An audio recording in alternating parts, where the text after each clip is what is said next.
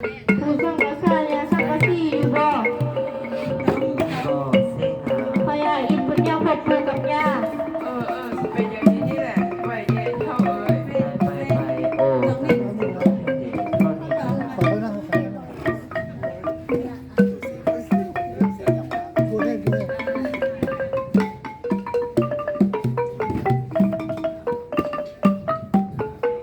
บ้าบอกให้สินะเอื้อนผู้ช่างกระซ่าเนี่ยสังกะสีของผู้ที่มาป่านนี้นี่บอกปึ๊บก็มาค่ะ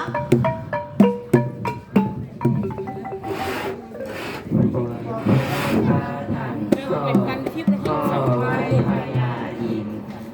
ผู้มียากบอก คอยสิให้พวกเราทั้งสองลงไปช่วยสร้างเมืองมนุษย์พวกเจ้าสิว่าแล้วได้ พวกข้าพวกแม่พวกใครต่อเอาใจพยาอินเปิดที่สร้างมาข้าน้อย ได้ยินว่าในเมืองมนุษย์ยักษ์ลายคอยสิพาพวกเราทั้งสองลงไปช่วยสร้างเมืองมนุษย์นำเกือบที่ได้สะสมมา โดยผมข้ายังเห็นยามตามพญาอินทร์สั่ง